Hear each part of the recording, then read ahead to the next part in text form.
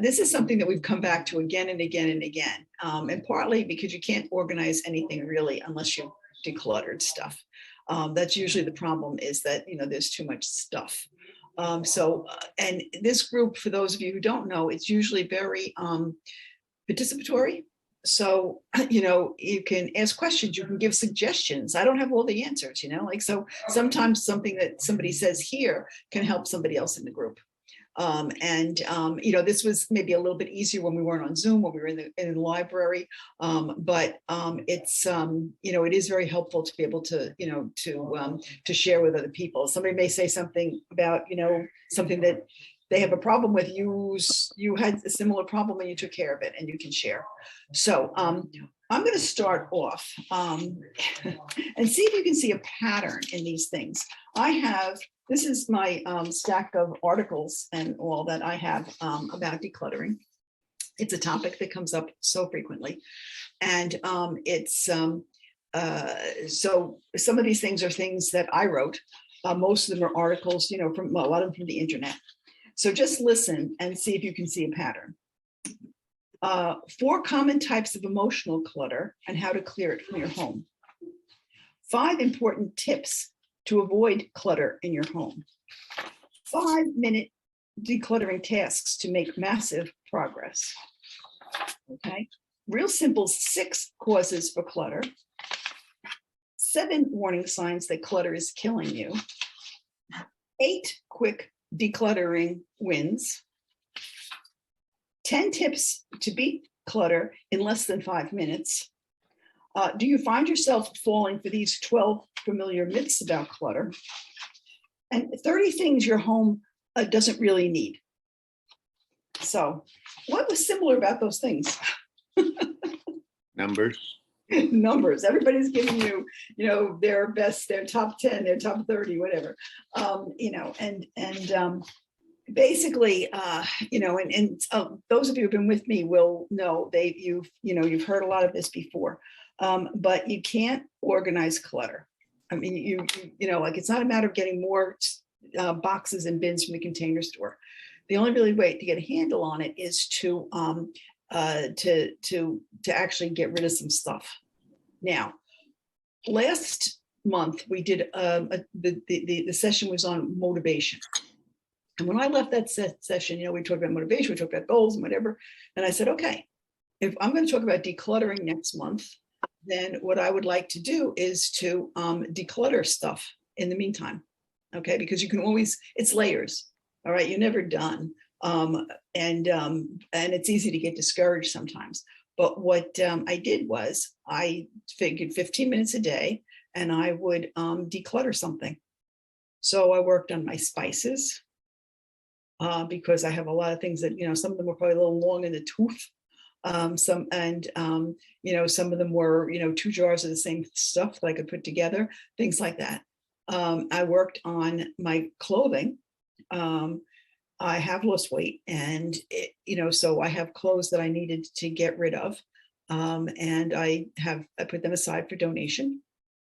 I worked on my files, decluttering some of the, we have talked here about when we talked about paper work and paper clutter and managing all the paper, that you really don't have to save like all your financial statements, like the end of the year one is fine, and get rid of the others once the new year comes, and just save the end of the year. So I did that.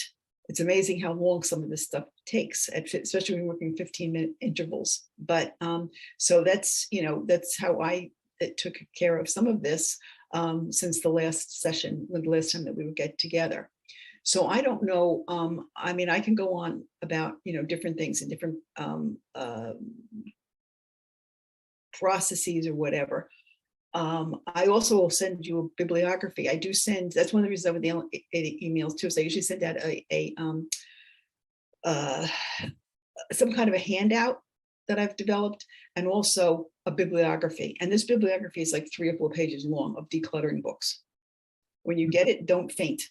It's like, just take a couple of samples. And like I said, on top of the thing, different people work different ways. Okay. I don't know if any of you familiar with Marie Kondo, but she believes like you empty your whole closet. Okay. And you take everything out of your closet and you put it in. Like, I couldn't work that way. That's not me. Because, first of all, I'm not going to spend 4 hours or 5 hours at one time to do this.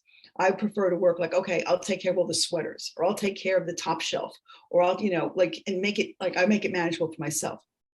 Some people don't, they like the big bang, the big bang for their buck of walking into a closet and it's like, ta-da, pristine, and it's wonderful. And so it depends on what suits you and what works for you.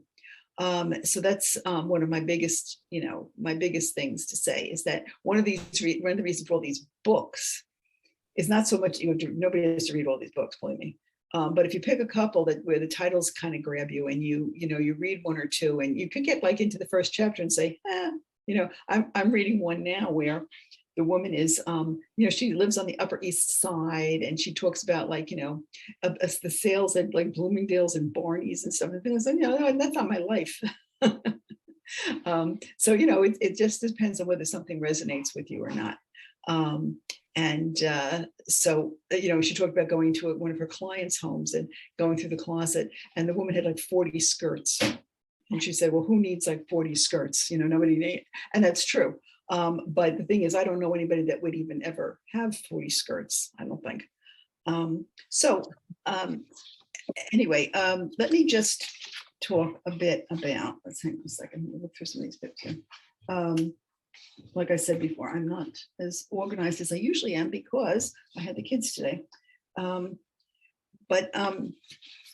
guess the thing is all right, so the first thing is really no organizing clutter.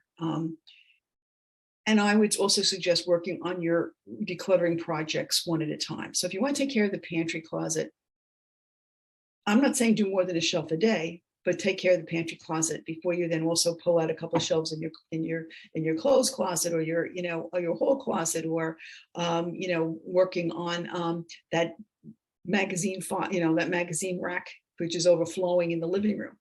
So just take things pretty much one at a time, one area, specific area, and then you can move on. Any questions about anything? Anybody have feelings about any of this stuff? How do you like to work? Really? I'm with you. Okay, pick off a part. Pick off the shelf. I read Marie Kondo religiously and have never pulled off the whole closet. Yeah. So okay, and I also think you should limit the amount of time that you spend. An hour would be like tops to spend at one time on a project, which we couldn't do if you were Marie Kondo. So I mean, but guys, some people dig that, with the way her approach to things. But I think that it's easy to then just say, I can't do this. This is too much. This is ridiculous. If you're spending too much time, because we also had a session on decision making, and whenever you're decluttering, everything you pick up is a decision. Okay, do I keep it? Do I throw it out? If I'm going to keep it, where do I put it? Like each item could be 3 to 4 decisions. So I think that that's one of the things that is really helpful to say, okay, this is how much time I'm spending. Because even if you say I'm going to spend a half an hour, I'm going to spend 15 minutes, I'm going to spend an hour or 2 hours, you're always likely to go over a little anyway, because you're rushing to put some stuff back where you need it, and to get rid of the boxes.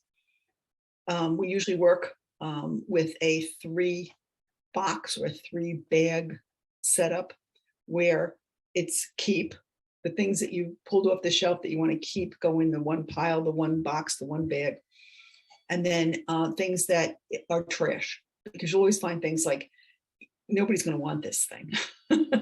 that is like, yeah, I don't even really want to give this to Goodwill, so, like that, the jeans that you really feel you have to get rid of now, they don't fit you and you only use them to work in the yard and they're disgusting and out. Okay. So there are a few things that you would be throwing out. And then there's the giveaway.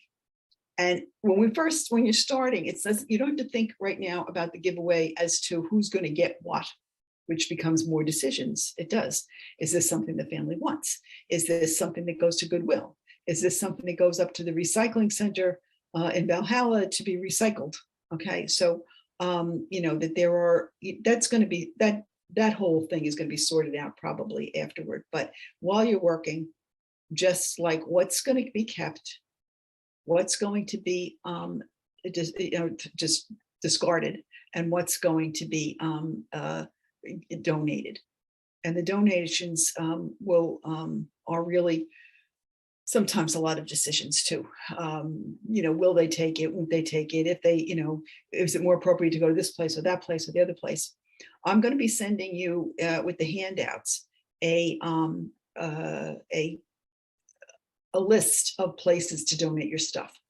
And if you know of any places that you have used or that you're, happy with, you can write back to me and let me know, because I would include them in a future handout, because we do come back to decluttering, I would say at least once a year, probably more is the topic. Yeah. Oh, I was just going to say, one of the things that you had suggested before was using a timer. Yes. And, almost making a game out of it. So I'll set it for 15 minutes and say, well, how much can I get done? Can I do this? And then I extend it again, but the timer really chunks it for me. But not only does it chunk it, but it's also permission. Like you make a contract with yourself that I'll spend 15 minutes on this. And if you do that, now, if you want to do more, fine, that's wonderful. But you might just say, but it's also like, I have permission now. I don't have to do anymore. It's not, nobody's standing over you with a whip. This is, so that's, that's a good, it's also helpful if you have to be someplace. You might want to do it so that the timer ends at least 10, 15 minutes before you actually leave the house. So you can get your act together and go. So the timer, I'm a strong believer in timer for a lot of different things. So that, thank you, Beverly. I don't know that I would have remembered to say that tonight. So, and there are different categories of clutter. And the one that people have the most trouble with is sentimental clutter. The stuff that belonged to the great grandmother, or some people save a lot of paper, like every prom dance card or graduation tchotchke. They save it all. Well, how can I give it? Yeah, that was for my graduation. That was for, so, but you haven't looked at it like in the last 20 years, so how important is it really? But these are all very personal decisions, and you can't make them for somebody else. I don't know how these organizers do it when they go into people's homes and what kinds of questions you have to ask the people, the other kind of sentimental is gifts. People give you gifts and it's like, oh, what if they come? Now, can you imagine yourself going into somebody's home and saying, oh, where's the gilded turkey I gave you for Thanksgiving? Not likely. So, that's less of a concern. But if you really know that somebody is going to be checking up on your gift, you might want to pull it out before they come or something along that line. So, Dr. Pat, we had somebody private chat me to say that what they do is that after they get something from someone, they place it in the house, they take a picture, they print out the picture, and or email the picture and send it and say thank you. And then that way they've already seen it in the house, and then they do whatever they want, if they want to donate it or not. So that's like another way of like honoring what they gave you, but then letting it go. Let it go. Yeah. That's a good idea. Unless they are going to be in your house soon, and they're going to look in that spot and say, "Where's my?" Then you just tell them, "Oh, someone really loved it, and I gave it on to them because they loved it so much, and it was such a joy." And I've done that to people, and they're like, "Oh, wow, that was quite generous of you." Yeah, I mean, most gifts that I've gotten, I like, and actually, that's one thing that you should think about: giving clutter-free gifts. especially for that person who has everything. This year for Christmas, I gave my husband a lunch of the month club that I made up. And basically, I would take him out to lunch one day each month for this coming year. And if COVID kept us from going to lunch, I would extend it that many, sessions into the 2023. But and we really both enjoyed it very much. And he didn't need any more stuff.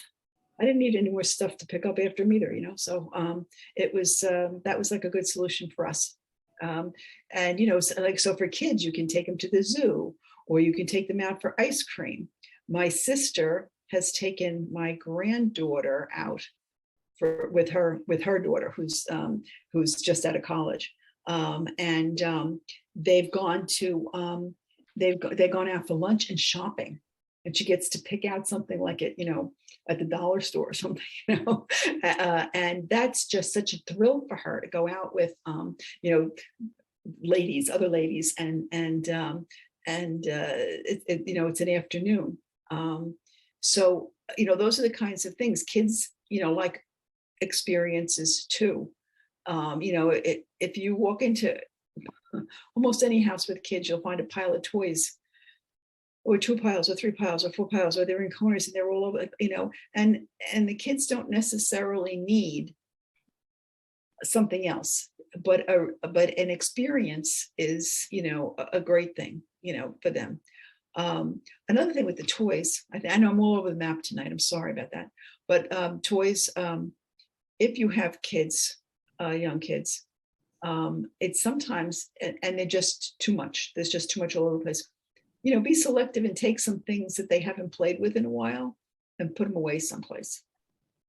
Because when you bring them out in the future, maybe when you've taken a couple other toys later, like a month or so later, it's like new toys. And they get quite into playing with things that they had been kicking around before. Now that it was like a novel thing, it was more exciting for them and more, something more that they would like to play with. So, anybody else have any problems that they're dealing with right now? If I may, what if you live with an alien presence in the form of a relative, in my case, an adult son, mm-hmm. who's a hoarder would not be an extravagant word. He hoards. He keeps junk. Yeah. Not quite garbage junk, like physical garbage, like food garbage. They'll throw that out. But he parts with everything else with extreme reluctance. Uh-huh. My tactic, which is not really that successful, but it's better than nothing, is I go through his room when he's not home, obviously, and take stuff that looks like he might be persuaded that he could part with it, and put it in a bin, like a plastic bin, and assemble as much of that as I can. It's usually in the form of tchotchkes, electronic stuff, games, odds and ends, or pieces of games, and some art pieces of, art, quote unquote. And I permit him to go through the bin when he comes home by the end of the day, in the hope that he will say this can go. Yeah, come to the conclusion that he really doesn't need this, but that's difficult for him. But it does work to a degree. But he's really, I got a hoarder on my hands here. Okay. If he was left to his own device, it would be like in Ripley's Believe It or Not. I don't know if you've heard of Collier's Mansion. But I've heard of the Collier brothers. yeah, they were Yeah. in Harlem, I think in the 20s, 30s, something like that. And their house, when they died, Mhm. the authorities had a hard time finding the one brother because he had been dead a while. Oh, right. Yeah. It was like, it was, they just had to, it was like newspapers and It was under a pile of magazines and newspapers. all this, Yeah. you know. But I have a couple of questions about Sure. your son. Sure. One is, does he confine this stuff to his own space, his own room? Pretty much, yes. Mhm. He's better in the rest of the house, but he spends less time in the rest of the house. He's pretty Yeah. good in the kitchen, cleaning up after himself. Okay. He doesn't spend much time in the living room. He never goes into my room. Yeah. Well, he wouldn't dare. I was gonna say, But one of the things it's easier to, I mean, the thing is, it is your home, and especially if he's not contributing. I don't know whether he is, and it doesn't matter. well, he is minimally. Yeah. He has subsidized rent. Yeah. So, so the thing is, if he were, you know, things that are in your spaces or the common spaces, I can see boxing those up, and maybe even waiting for him to ask for them or something, you know. But that's something that we kind of do with little kids mostly. Yeah. You Mostly know, his room where that. I guess I mean, I assume you've tried having the discussion with him about. Yeah, we talk about it every time I undertake a project. You know. Right. Okay. Uh, Does he ever try? Does he give you reasons for why he wants this or that or the other thing? No, he slips into nonverbal mode pretty much. okay. Minimal reasons. No, well, that's actually maybe not a bad tactic. I should maybe insist on a verbal defense, a rationale for, you know, why should he keep this Yeah. weird piece of junk? Yeah. Yeah. You know, my first thought is that, of course, being a psychologist, is that therapy might help him. Mhm. But it might also be a way in, might be family therapy, saying, you know, we're living together. Some aspects is not working for me. Would you go to family therapy with me? You know, I mean, that's, you know, that's like at the higher end of the spectrum. But I was going to say that that's something you might want to keep in mind if it's becoming, if it really gets to the point where it's hard for you to take. That's a way you can go. And, you know, for anybody to tell somebody else they have to go into therapy or they should be going into therapy, occasionally some people are, you know, receptive, but more often, you know, they put their backs up and they're not too receptive to that. Yeah, So, sure. but if you know, if you said we need to do this, it's, you know, a different kind of approach to it. But again, therapy is not cheap. So, you know, that's something to be. Or is it always successful? Yeah. But I also think, you know, if you could ask him for reasons for it, like something that you think is completely like useless or whatever, you know, well, why do you want to save this? You know, Yeah. It could be also, you know, like when I said about the decision making, some people have such difficulty with decisions. Mhm. That may be one of his things. Like, do I keep it? Well, it's easier just to keep it because then I'm not making the wrong decision and throwing something out that I'm not going to keep, that I'm going to regret later. I think I know for myself, I've decluttered a lot of stuff. The only thing I ever regretted decluttering, and not really for very long or very much, is I had all my playbills for 40, 50 years of playbills. And I said, this is crazy, you know, but there were occasions when I would look up to see, you know, like, who did I see when I saw that? Who was and I don't, when I saw it on Broadway.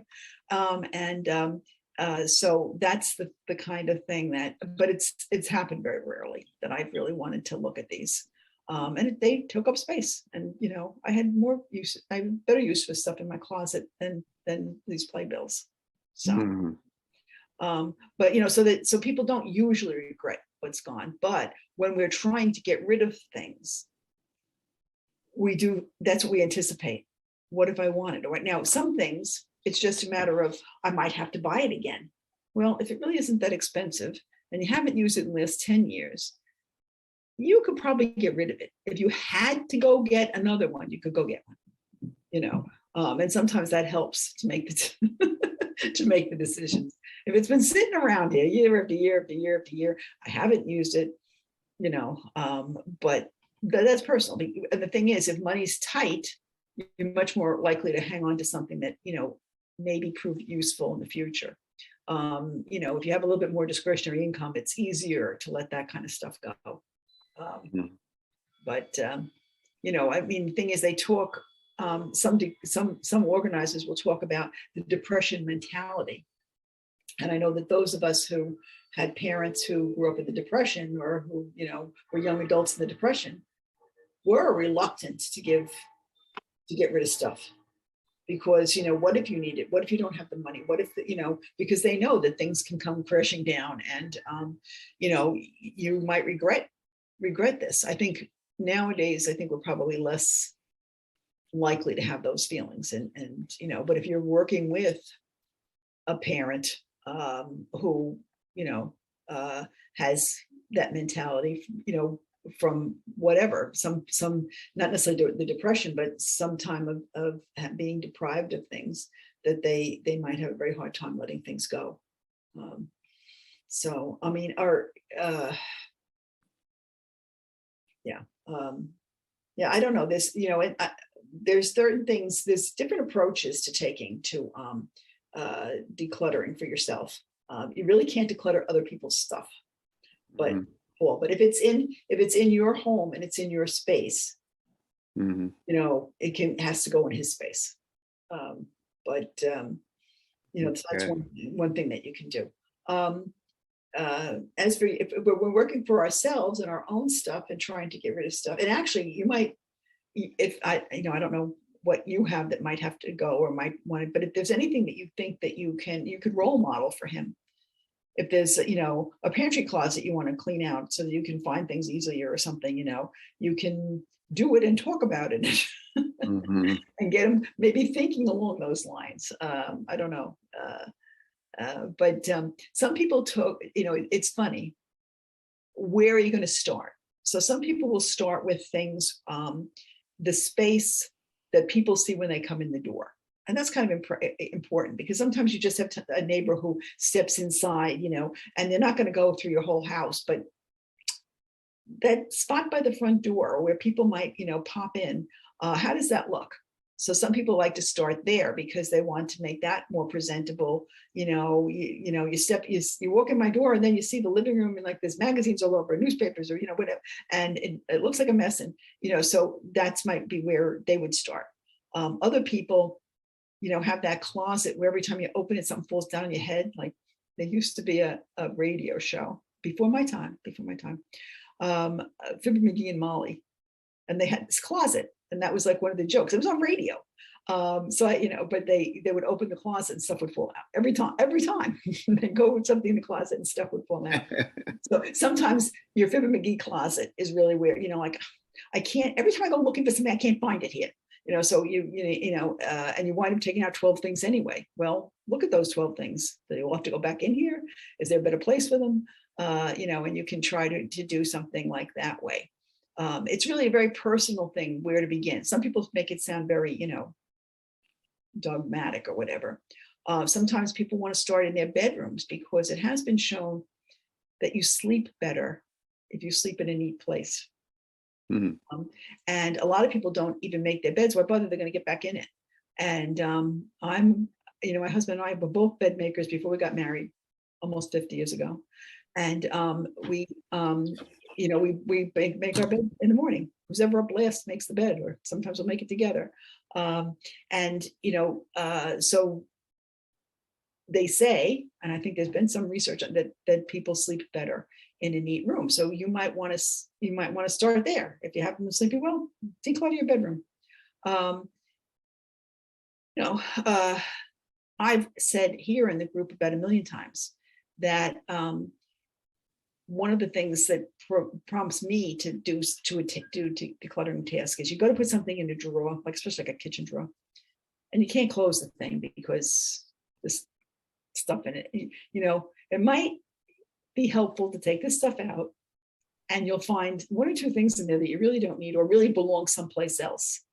which gives you more functionality to the drawer. And then when you're putting it back, you're making it more neat and you're organizing it a little, and you're all of a sudden your life is like a little more zen than it was before you went to put that potato masher in the drawer, you know. If anybody ever uses the potato masher anymore, I don't know. So you know, so that's one of the things. Anybody have any particular projects in mind? Nope. Okay. Yes. Yeah. Hi. Hi, Jackie. Hi. Hi. Actually, it's not that I have one in mind. We did one over the summer. So Oh yes, share. We'd love to hear it. my son went into the cabinet and did the Marie Kondo thing. But he did it. I have a food pantry. It's very thin, old style house, and he went in shelf by shelf. And I had gone in a few months before and I did some cursory, like getting out old food. But he went in and he reorganized it and put it each shelf according to food type. So the top was tomatoes, and we borrowed the label maker from the library, and he had me make labels for each shelf. And I thought, oh my God, that's so stupid. But it wasn't. No, like, it's not stupid. Why? Stuff goes back where it belongs when there's a label. Exactly. I was the dummy, because he even did rice products, because I was like, we have so many different food products. I'm Italian. And he's like, no, we only have a certain type. And it turned out the way he organized it with his brain, like rice product, because I'm gluten-free. So rice products were on one shelf, but that was all the gluten-free stuff. Yeah. And then pastas on another. I used tomatoes like crazy, and then beans on another, which was all different types of beans, and then so on and so forth. Yeah. He also did it with another pantry, because it also helps when you're changing your diet, because he changed the way he ate. Yeah. And it played into the way he reorganized the other pantry, you know, in terms of flours, sugars, chocolate chips, you know, because he went on he's on this protein kick. Yeah. Anyway. Yeah. Well, I was going to say, one of the things they say about, you know, if you were trying to lose weight, for example, you make those treat things that maybe the rest of the family does not want to do without. You can't like not get them at all, but it like where they're not visually available to you, that it's like, oh yeah, yodel. I could really use a yodel. No, you don't want to yodel, and you don't want to see the yodel because you don't want to eat it. So, you know, so that's the kind of thing, you know, and different people, like the thing is, when you talk about, you arranged the closet one way, he arranged it another way. You arranged it with the gluten-free together because that's where you're thinking now, because of your, you know, being careful of your diet. Right. You know, so yeah, but labeling really does help, if only because when somebody's unloading the groceries, or somebody is, you know, putting something back up there, you know, that it's really helpful, that things are much more likely to go back where they belong. If the shelf that was a big deal. Yeah. Well, he did that with the spice cabinet, and I thought this was ludicrous too, but it turned out to be great. We have one of those old Lazy Susans, right? That goes all the way to the top, because I have a corner cabinet, and he put. Now I organized it, savory spices, sweet spices, and then miscellaneous at the top. So I did that. Yeah. He then took out all the old spices we don't use, and then he did it alphabetized, like A or going all the way around to the other side. And I was like, oh, that's level 10, you know, like in video games. I was like, okay, you got me on that one, because it does make it easier. It's faster when I cook. So it made a difference. But I also want to add, when he went to, he used an idea that I've been doing, is to take the mason jars to decant my food. And that sounds crazy, right? But it isn't, because I can see everything in the glass jars. And so when he moved to college, he took his he did the same thing, but because they're doing all their own cooking, so he did the same thing and put in like oats and rice, everything that he was going to cook with. I'm trying to find the picture of his apartment. Yeah. In the background is all the jars. Yeah. That's his roommate. Don't mind that. But his roommate's in front of where all the jars are. Yeah. See that? Yeah. Well, one of the things about mason jars or any glass or clear container, it's not good for everything. Some things don't do well in the light, like some spices don't. But you can see how much you have left, whether you need to replenish. It's very obvious for some people. They're not reading labels; they can look at the jar, so it can be very helpful. Yeah. Yeah. Well, especially for dry goods, but like rice and whatever you go through. I just want to get to Marianne. She's been having. She has her hand up. Sorry. Can you hear me okay? Yes, we can. It's interesting because we thought we were going to sell our childhood home. So I spent the better part of a year, actually next month it'll be 1 full year, of organizing, donating, fill in the blank. Yeah. And I was up to 17 bins. Oh boy. And then sat through a Get Organized, where you said, get rid of the bins. And I thought to myself, she's right. Why am I buying more bins? Why don't I get rid of the bins and the contents within? I went back to the store and had returned everything. And I told them the truth. I was struggling with my hands. I wasn't able to manage bins anymore. It's the truth. And they were like, oh yes, no problem. We can give you a credit. The credit was for over $150. That's how many bins I bought. Bins are not expensive. Yeah. They're like $7 in Lowe's. Yeah. And gave away, I counted just because it was fun to count. I gave away 14 bins to coworkers in only one department of Parks and Rec.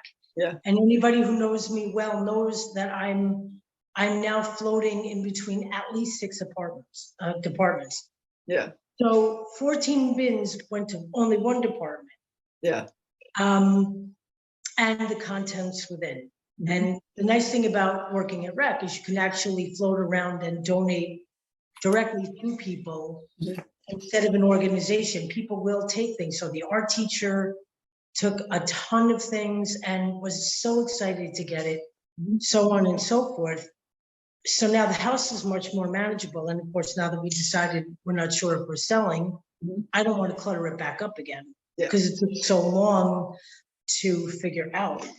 But yeah, there's a lot to be said for figuring out what do you need. And I'm exactly like you, Pat. I like get out of bed in the morning, smooth out the sheets, make the bed. I feel like I did something.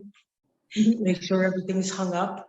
Yeah. Because coming home to a tangled bed sheet is just. Yeah. One of the things that you said that reminded me when you said about getting rid of when giving it to other people, the art teacher needing things and all, I remember when I was working in elementary school that the teacher said something about one of the first grade teachers had said something about buttons, wanting buttons. I said, buttons? Because my mother and I both sewed. My mother was, she was, and I said, I'll get you buttons. So I brought the buttons that we had accumulated, because you never know, like maybe something will go with something, in the future. She said, oh my goodness, because they could, the kids could sort them by color, or they could sort them by size, or they could sort them by shape. Or they could, so I said, yeah, God bless you, take the buttons. You know what I was thinking, and I didn't discuss it with my sister. I just started doing it. I had looked around the house and I said, now this woman's been married 30 years. Why? Just why with all of these things? Turn the mic off. Give me mic. I wrapped up some nice items in a bag to give her along with her gift.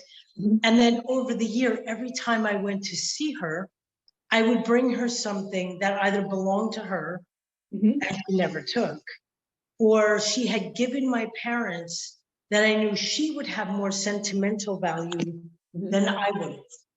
And it became like Lenox vase, candlesticks, jackets in mint condition, because I kept everything, you know, tried to keep everything respectfully. And then I thought, you know what? And she said, oh, it's so nice to see these things. I remember when I shopped for this. And I said, well, good.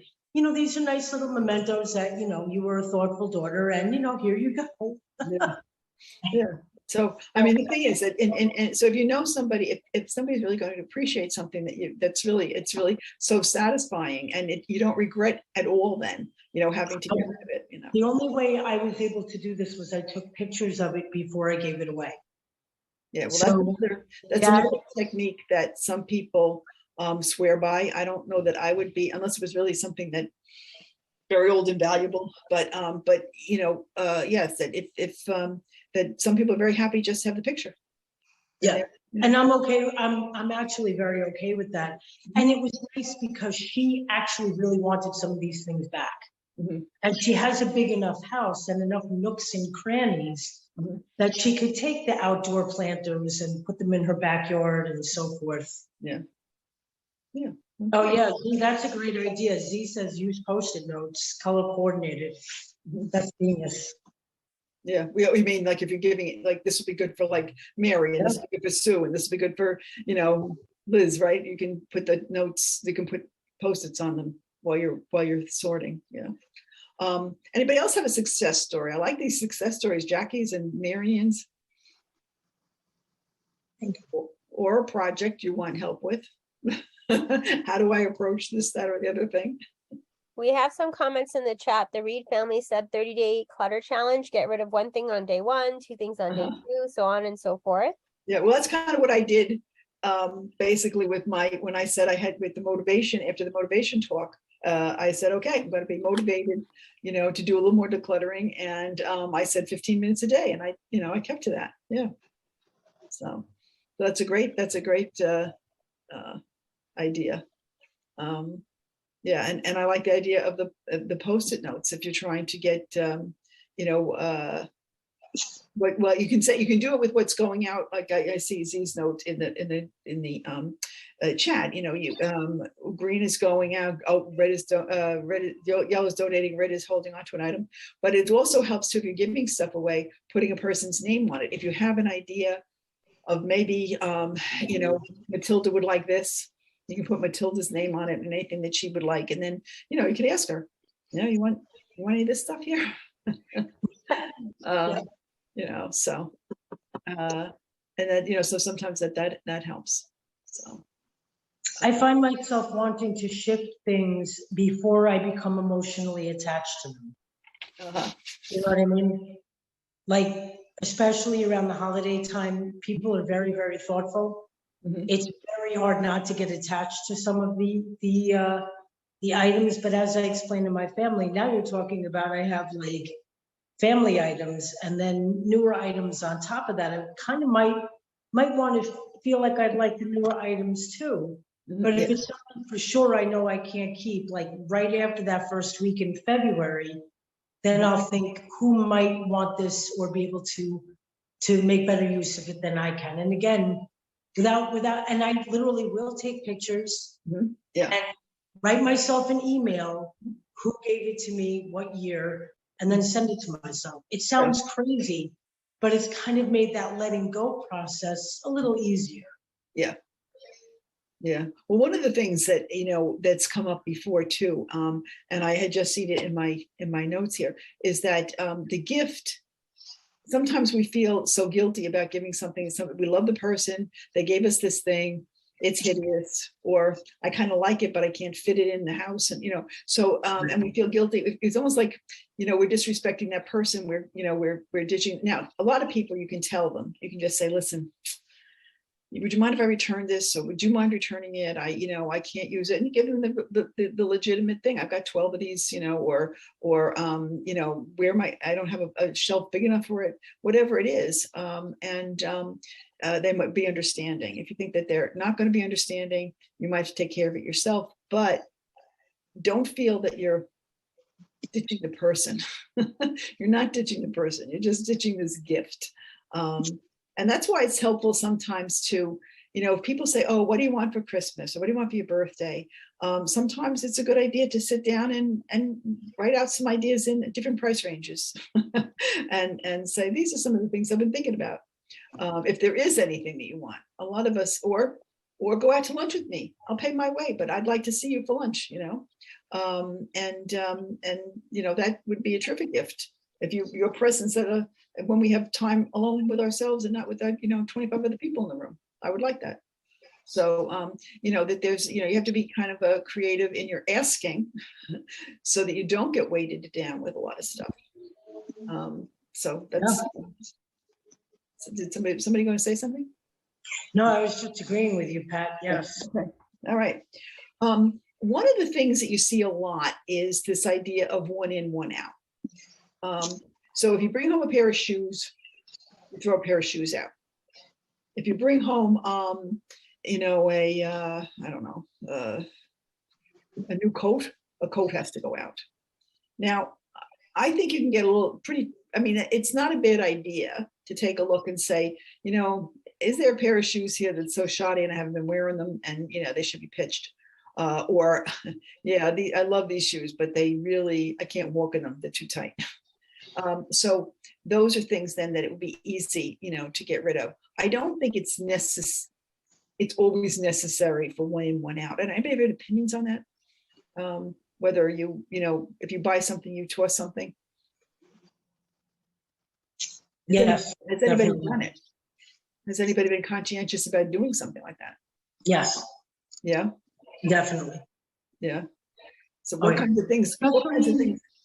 Things like definitely summer wear. So bathing suits that might be stretched out. I don't get to buy myself an end of the year clearance bathing suit from Macy's, which by the way is having a sale for $19.99. Until I've tossed the thrown, the stretched out, no longer that size bathing suit. So why am I holding on to it? Right. Yeah. Yeah. And using not the very large Ziplocs, but the smaller ones. They're, I think, 2.5 gallons. And I only allow myself to put in flip-flops that are in usable condition for the following year. If they're questionable, I bring them to a recycling and recycle. There's a place in Dobbs Ferry that has shoe recycling. So I like to go there and do some grocery shopping and drop things off. And same thing for winter things. If it's, I've actually, it's really funny. A couple of times now towards January, February, it's not uncommon for me in my neighborhood or through where I work to see people who are without a coat. Mm-hmm. And I'm like, and I have 4 of the same style in different colors. Let me, just to walk up to people and be like, hey, yes, thank you, Jackie. I'll keep that in mind. And I've gone to people and said, hey, this color would look so great on you. I'm really hot. Could you use a coat for tonight? Do you want to hang on to it? And people will take it. Yeah. And it's worlds better than any other way to go. But again, like I live in the kind of neighborhood where I could do that, which is nice. Yeah. One of the things that you said about, like the seasonal stuff, I've been trying, not always successfully, but I've been trying to, at the end of the season, the things that I never wound up taking out of that summer box, donate them. Why? Why? If I didn't like it enough to press it up and wear it, then maybe, and there might be still a few things that I would like. I just didn't have any place fancy enough to go for this outfit or whatever. But that's the kind of thing where, you have to really think hard about, I'm going to pack this up again. Like it's, it's still sitting in the bottom of the bin, It means you're past it. Yeah. So it's likely it could bless somebody else, So yeah, sometimes I just realize that sometimes things just don't look that great. Maybe I've gained too much weight and it's time to pass it on to someone who might be a little more slender. I'm in my 3rd summer season with the Department of Parks and Rec. And I'm almost noticing that I'm getting called into work so much that I kind of really need to concentrate on keeping a couple of shirts in the car and keeping the other 2 handy because I'll think that I'm off from work. And then like last night, I got a call at 6:45. Are you anywhere near Coin Park and can you get there in 15 minutes? Yeah. And I said, I can go, but I don't have a shirt. And they were like, oh, okay, well, maybe Steve won't notice, meaning our supervisor. And I was like, well, listen, even if he does 15 minutes notice, the priority is to try to get there in a timely manner. Yeah. And I'm noticing, so do I really need to buy all of these summer shirts when I have a dress code that I definitely have to adhere to? Yeah. You know, so I haven't shopped for summer t-shirts in 2 years. Yeah. And I'm wearing this lovely battleship gray, which is very flattering. Listen, I know that one of the things that I've talked about here too a lot is taking free, like bringing this stuff into the house. Like that's where your decluttering should start. Like, don't bring in new stuff. Like, don't go to shop just to shop. Think about what you're buying when you're out. And like when I was working as a school psychologist, like I go to conferences, and there's always like, and people in business find this too. You go to a conference and there's, every vendor is like, there's free pens and there's free folders and there's free, flash drives of this, like all this stuff. And, if you could really use it, fine. But how many times we take something because it's free? Oh, we got this for nothing. We get, I did it.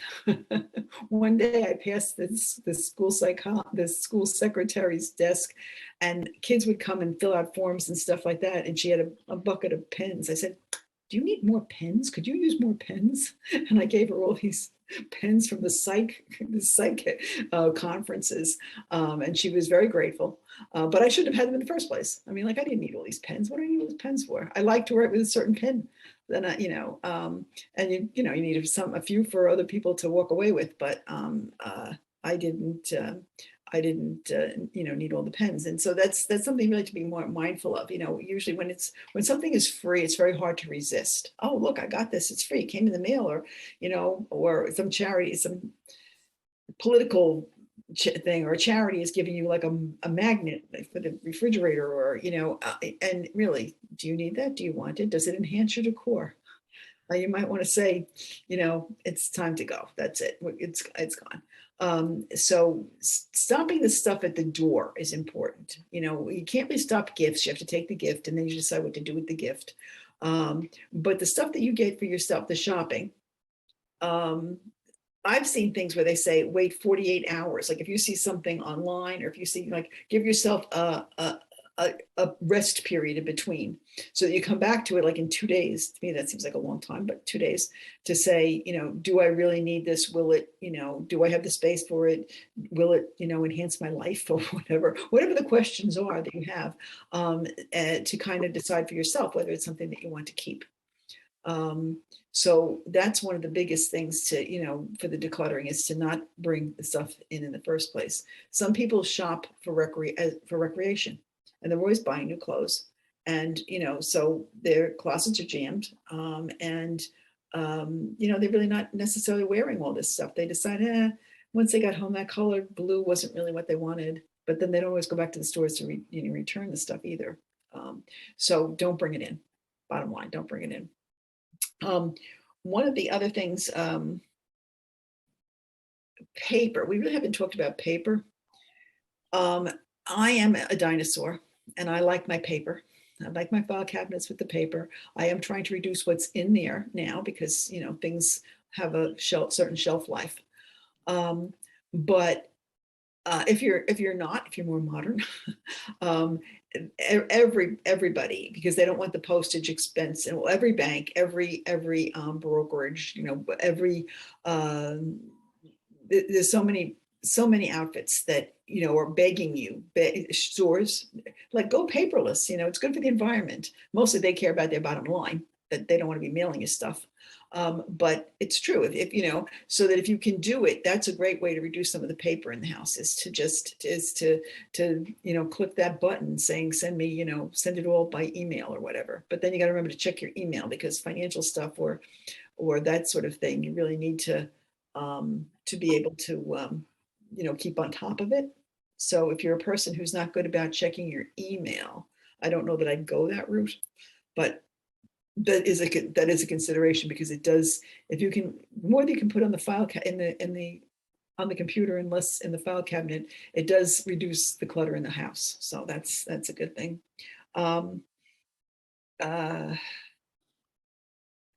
Try not to get, when we talk about donating stuff, try not to get too hung up on who gets this.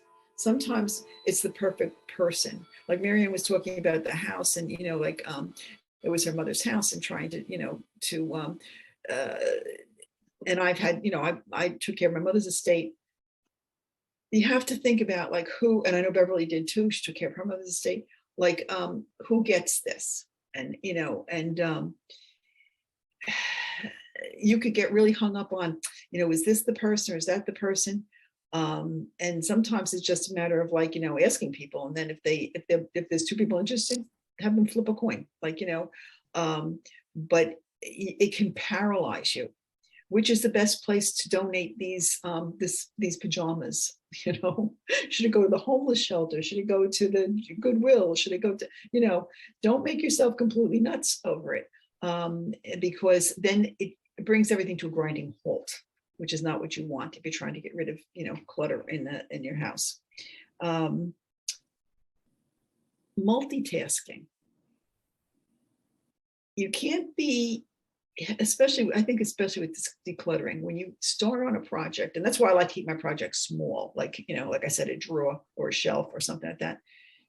You really can't be doing like other stuff, because every time you get interrupted, it takes a while to get started, to get back up. So if you limit the job and make it, kind of a time restricted thing, like, it's going to be a half an hour, or even an hour, or it's going to be, whatever it's going to be.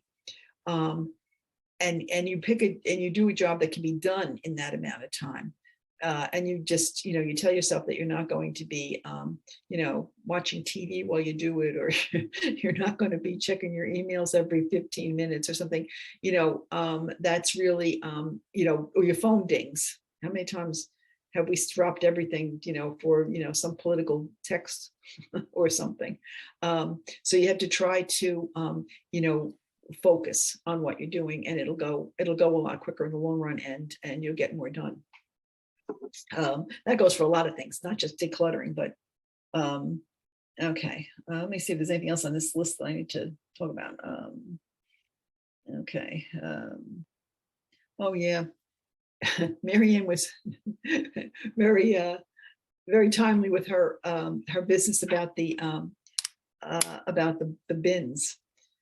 First of all, they're not that cheap to be buying a lot of bins, and then you're filling them up, and you're and then you may have a look at the stuff again. Storage units are another thing. Sometimes we need it. Like if you're moving from one space to another space, a smaller space, and you don't have time to declutter everything before you leave, like to narrow it down, or you're not sure how things are going to fit in the new space or whatever. It can be great for a certain time frame.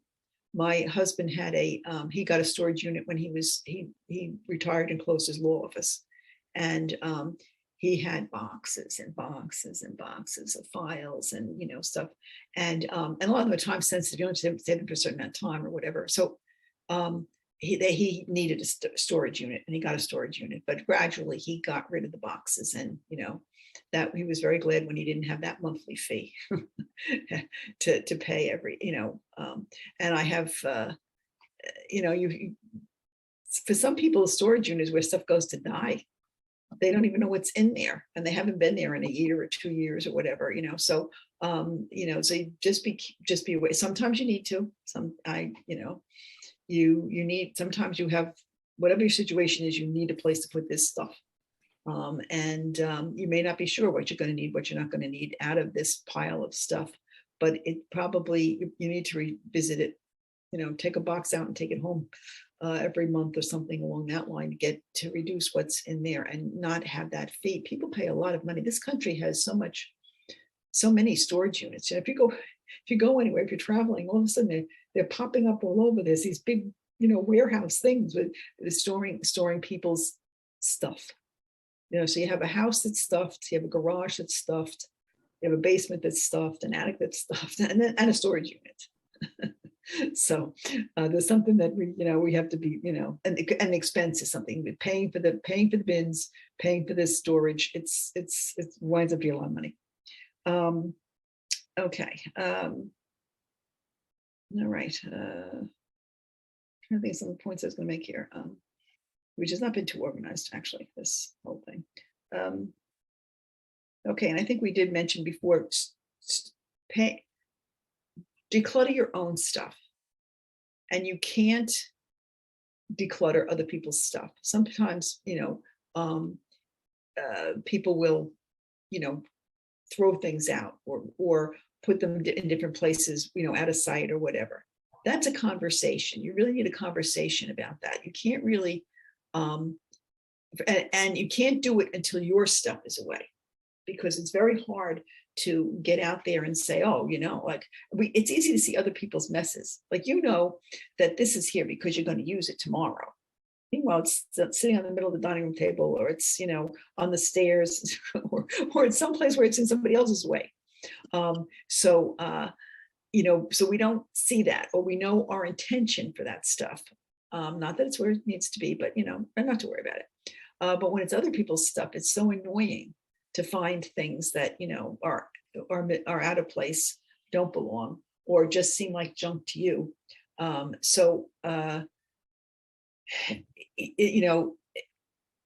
You can't start the conversation until you've taken care of your own stuff. And then when you do have the conversation, just explain why something is annoying, or could somebody tell you why they're keeping this thing, or, could they find another place for it? Be respectful. We all have our own, quirks, and, one person's trash is another person's treasure. So, but it is, that's one thing that you really have to be careful of, because that can ruin a relationship. If, you've got stuff all over the place, but you're harping about, he left these 2 hangers here, on the bed. Why? So that's something that you want to take care of. Okay. A shredder. I'm just looking at this, because when we talked about paper, I know I talked about a shredder. A lot of stuff is sensitive. I read someplace that you really shouldn't even discard anything with your name and address on it. But I don't know if they can do that much without your birthday or a credit card number or something. But anyway, somebody said, don't. Definitely checks, old checks. You need to, with they have a routing number and everything else on them, they need to go. But it is handy when the mail comes in, because so much of our clutter is paper. Newspapers, we get 2 newspapers a day. And my husband doesn't like to toss them until he's read every word. So, that's the bane of my existence, is the newspapers. Although I do all the crosswords every day, and I do, so I do tend to look at the paper. But if you have, when the mail comes in, that's when I say stop the stuff at the door, this is really it. Know where you're going to sort the mail, and sort it into what can be recycled, what needs to be shredded, and what needs to be acted on, and have a place for all those things. Like, well, the shredder, once it's shredded, it's shredded. But have a, I'm sure you have a recycling bin for whatever paper is going out, newspapers or garbage bags, or, that sort of thing. And, the mail can go there if it's not sensitive mail. If it is sensitive mail and you are going to get rid of it, shred it. And if it's, all those credit card, that's a very important thing to get rid of, is the credit card applications. Wouldn't you like this credit card? We give you miles, and we'll give you, bonus back or whatever. That should all be shredded. Even if you have one of those little dinky shredders, that stuff really needs to be shredded, or ripped into the tiny, tiny pieces that none of us want to bother doing. And then the stuff, a place where you're going to handle, and then have a time during the day to handle the pile of stuff that needs to be acted on. Okay. Don't bury it, because it needs to be acted on. But, and then there may be stuff that needs to be filed. If you get, financial statements or something and you want to file them, you could do it. You can put it in your to-do pile, and do it when you're taking care of that stuff, or you could do it right away when the mail comes in and just put it in the appropriate file. But you know, because it's so easy for mail to pile up. And then when it piles up, sometimes we're behind paying a bill, or, you know, or we miss the deadline for this or that or the other thing. So, you know, having a system for the mail is probably one of the best things you can do in terms of keeping your house clutter free. So, any questions about that stuff? Suggestions? I don't have a question about that, Pat, but someone wrote in the chat about there's a sneaker recycling bag in the library. Could you just share more about that? We could bring old sneakers. Well, yes. Gently used sneakers. We did this for the Friends of Crestwood Library. I have 2 bags and they're on a cart. And we're still in the process of collecting gently used sneakers. I guess you could give us the really bad ones, but we won't get credit for it. They will, the company, it's called Got Sneakers, and they recycle the sneakers. And so it could be like reused or recycled, I guess. Reused or recycled. Yeah. So the thing is, they probably have a fairly ecologically friendly way to discard, to get rid of the sneakers that they can't use, I would imagine. Yeah. But we also have, since you mentioned it, we also have a cell phone recycling box too. And you know, with all the cell phones, a lot of us keep ours if we don't give our other ones to Apple. I know I have some. Yeah, so that's good to know. I didn't realize. I had heard about the sneakers, but I thought that had been a temporary thing. I didn't realize it was ongoing. It's still going. Yeah, and I didn't know about the cell phone. So that's good to know. Yeah. But we'll be doing other ones too after this, because there are a lot of companies that will recycle things that you wouldn't think are recyclable. Well, I have a thing. I don't know where it is right now, but I have a list also of places to donate stuff that I'll be sending to people. I'll be sending to anybody who's at this meeting that I have an email for, and where to donate all kinds of stuff. One of the things I think is so cool is it's called the Glass Slipper Project, where they take gowns, and they have them for girls who are looking for a prom dress, who can't afford a prom dress, and they take all kinds of, and the thing is, there are some places that are local. Some schools do it. Some schools, when I was in Harrison, I think they did it for, and of course those girls, a lot of them had money. They would collect dresses, and they may have had some that for other Harrison students, but they also, I think, brought them to a less fortunate district, so that the girls who wanted to go to prom and couldn't afford a dress could try these on. They had, they'd have a room with the racks of dresses, and people could try them out. So, but there were all kinds of things like that, where teddy bears that firemen and policemen use for traumatized kids. There's anyway, I've got a list. I'll send them. And then there are places that take like general donations, and they have in the Westchester recycling. I don't remember what they call it. It's not recycling center, but that's basically what it is. They take things like textiles. When you have like towels that are like threadbare or whatever, you can't give them to Goodwill. What are they going to do with a worn out towel? But this, they or a sweatshirt that has got a big rip in it or something. But they can use that. They can recycle that somehow. At Westchester, and they take things like chemicals and things like that. So that's very handy. If you ever don't know how to get rid of something, I think they're the people to call. So, anyway, you get that list so you can declutter your house. Oh, I was just going to say, for the first time I went to, is it Hawthorne? It's by Burke Rehab. to the Uh-huh. center, at the main place. It might have a Pleasantville address, I don't know, but it's the main recycling center for No, West. I think it's by Westchester Medical Center. I think Yes, it's in Valhalla. Valhalla, okay. So I was there, it took me 10 minutes to go there, and they were all organized. They took my old computer batteries at one site, and then I drove another 50 feet, and they took all my checkbooks. I had my parents' checkbooks. They'll shred them, yeah. Yeah, and then you asked for them to shred it while you were there, so you could see them shred it. Yeah. But and those checkbooks, I didn't know how to shred them. But you know, having had that experience, instead of shredding all the individual things, I have a box now here in this office, and I'm just throwing papers in because it was so quick and so easy, and they were so good, and they took everything. Yeah, yeah. Yeah, well, I mean, they take, I mean, I'm not even aware of everything that they do take, but apparently, I mean, they have a wide range of things that they take, and you know, things like batteries that really aren't supposed to go in the trash. You can bring there, and they, you know, so I think that that's a very helpful resource, and our taxpayers, our taxes pay for it. So Yeah. And the only thing you needed to do is you had to go online and make an appointment, Yeah.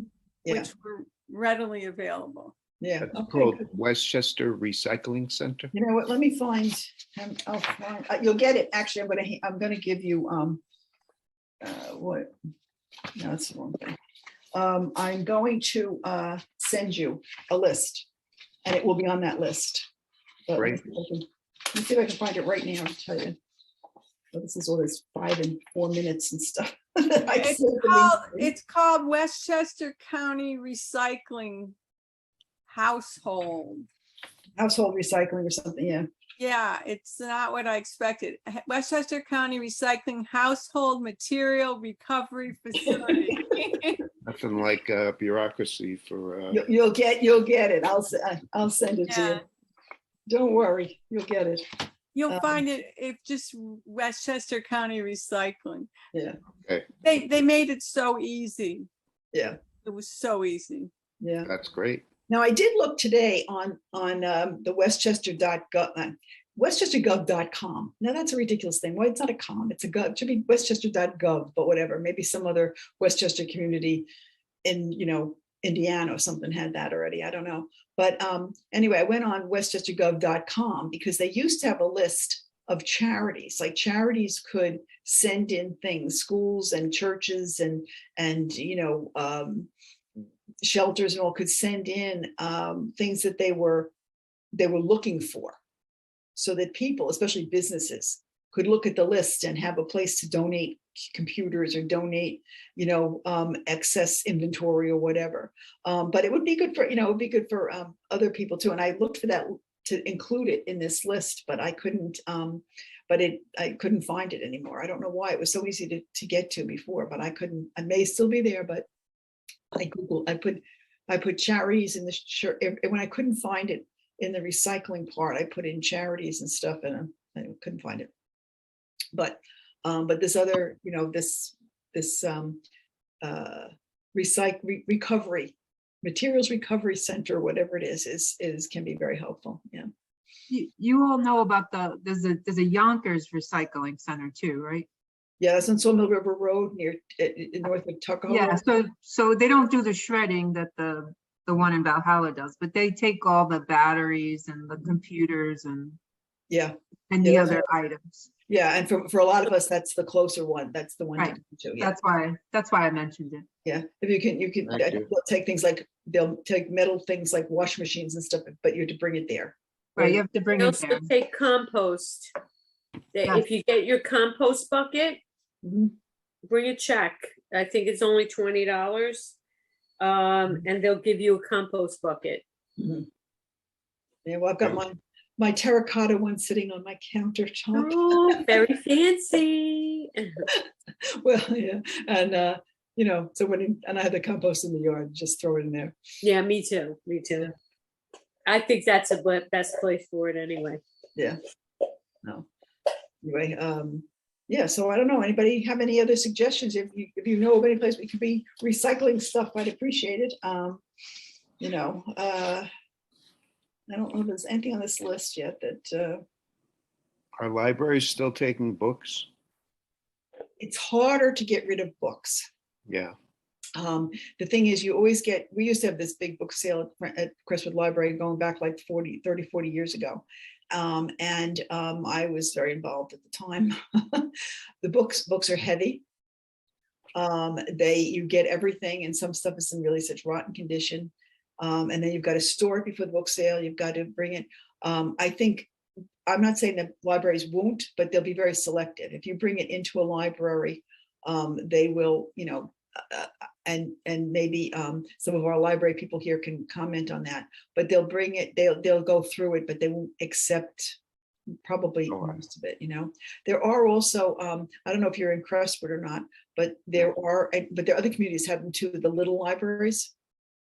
I would say, please don't overstuff a little library. But those are the glass front, they look like a house, they're glass front, and they hold a certain number of books. And it's like, take a book, leave a book. Oh, that, yeah. So, I mean, you're not going to get rid of a ton of books that way. Yeah. Also on the list I'm going to send out, there are books, there's I think there's at least 2 things on there. One is I forget what the first one, but Worldwide Books or something, and the other one is books for prisoners. I think they only want paperbacks. But so that's those are a couple of other sources. But yeah, books are not as easy to get rid of. Veterans will pick them up. Veterans will take. Well, that's true. I have heard that. Yes. It's a fact. I had them picked up boxes and boxes, and they took them. Yeah.